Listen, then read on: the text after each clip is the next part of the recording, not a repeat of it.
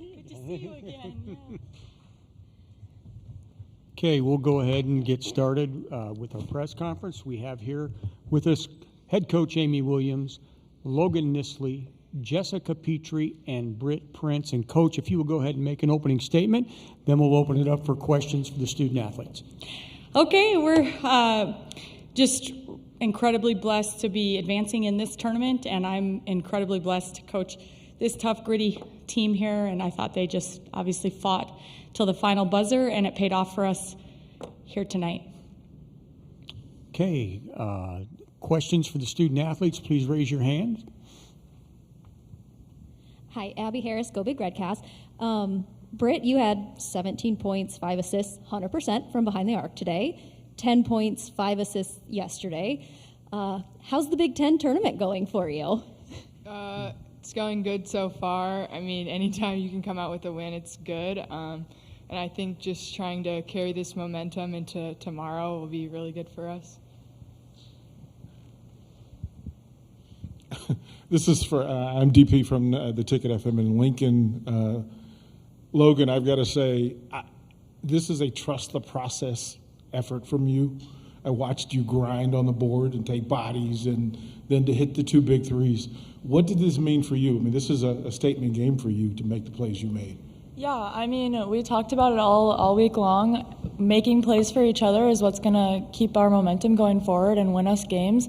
We have to go 1-0 every day, and so my teammates are out there fighting, and we talked about it before the game, just trusting each other, and so being able, I know my teammates are going to take good shots, and not every single one is going to go in, and so just being able to get those second chance opportunities for my team is what I was working on today. All right, Jess, you've had to fill in for Natalie this whole season. Can you just talk about what this game and maybe this season has meant for you so far, playing that kind of role? Yeah, I mean, Coach talked about it when Nat went down. Like, no one can obviously replace Nat. It's just about finding ways to that everyone can contribute, like a little bit more. 2 extra boards here, like an extra 4 points here. And so I think this season's just been a lot of growth for me in those areas of just stepping up for my teammates. And I know they have my back, so it's been really fun to play with them this year. Dave Reinhardt, WCBK Radio. Britt, I'd really like to ask this for the coach later, but I'm asking.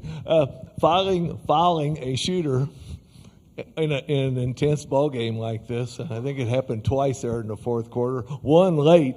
Just your reaction when that happens. You're sending somebody to the line, especially when she hits all 3 of them.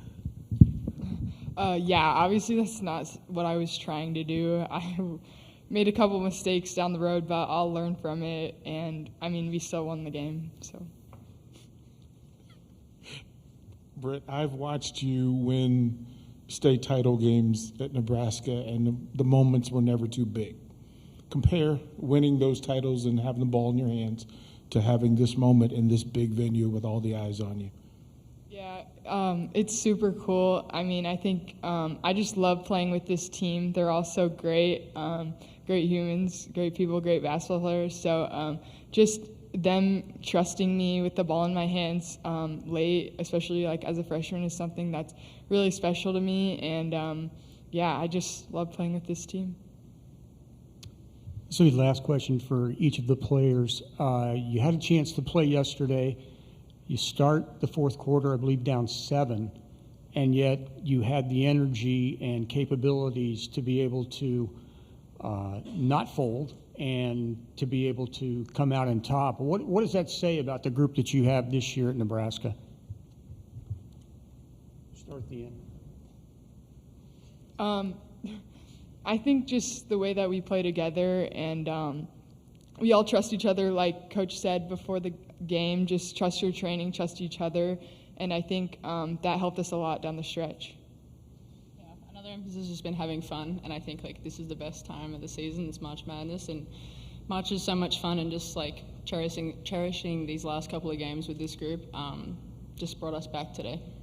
Yeah, I think too, like these are 1-game seasons, and obviously we're playing for something, and we don't want to go home. Obviously there's a lot more of March left, and we want to just play the rest of March, and like Peach said, just cherish what we have with this group because we don't want our seniors going home. All right, we'll go ahead and dismiss the players. Questions for Coach Williams? Go ahead and raise your hand, and we'll keep moving it around. Amy, Matt Stevens with Illini, guys. How do you evaluate tonight when Alexis goes for 9-4 and you're still playing tomorrow? Well, just how blessed am I? I'm sitting up here after my second win in this tournament with 3 different players than were sitting up here yesterday. And I think it speaks to just the depth of this team. And make no mistake, you might want to say Lex was 9-4, but Alexis Markowski is the reason we won the game. And I said before the game, her superpower is an incredible ability to instill belief. She believes in herself at a very high level, but her ability to instill belief in everybody around her it's something I've never been around. I really wish I could bottle it up and save it for when she's not in my program anymore, which I don't even want to think about.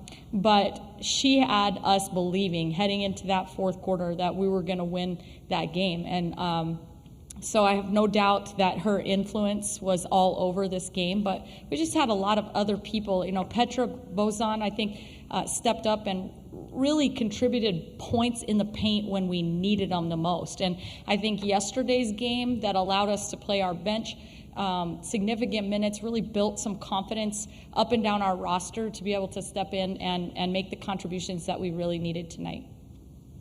Amy, Joey Wagner with the Illini Inquirer. You saw them just 3 weeks ago maybe. What was important for you guys this time around in terms of coming out with a win?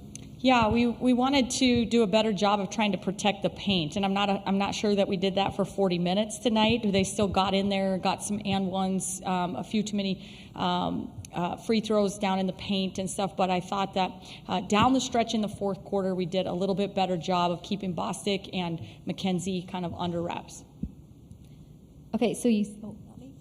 Go ahead. I'm sorry. I'm so sorry. Amy over here. Hey.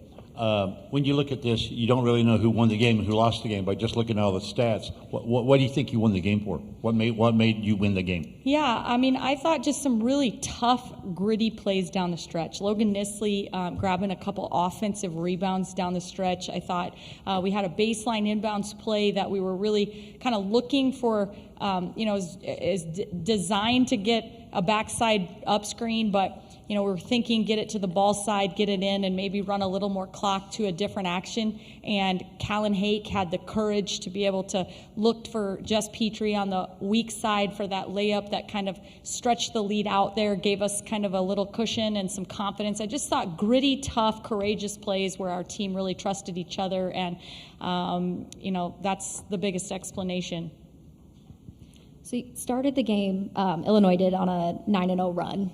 And at one point was up 11. And even in the fourth quarter, they were up 6. Didn't call a timeout. Can you talk about your mindset of why not at that point?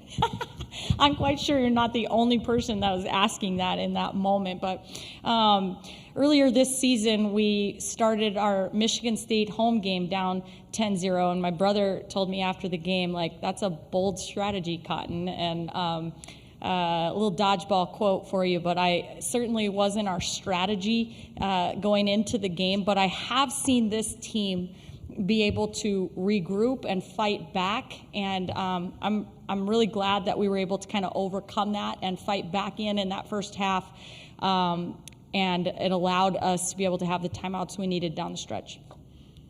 Coach, there was a moment, fourth quarter, late run by Illinois, and there was a timeout, and it was your moment in the game where you stomped your feet. I actually heard your voice elevate, and it was boxing out, rebounding, and then getting effort. That's a choice that you made. I patiently watched to see when you were going to ignite.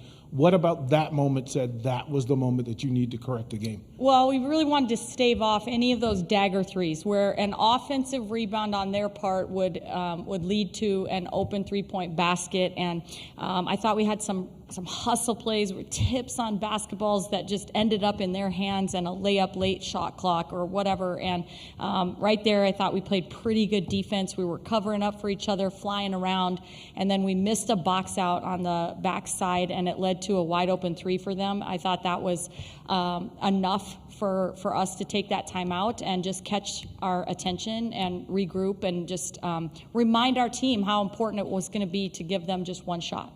Okay, we have time for 2 more questions. Brian Teague, Chicago State of Mind. Coach, Kendall Bostic has 16 points there in the first half, only 3 in the second. What went into that?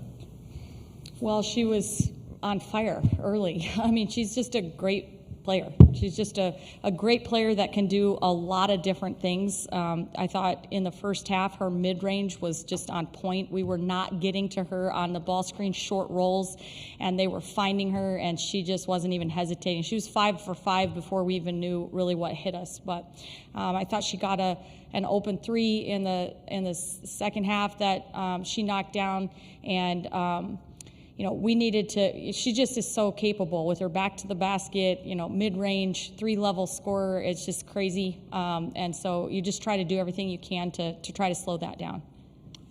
Coach, we're finished for tonight. Thank you very much. Thank you.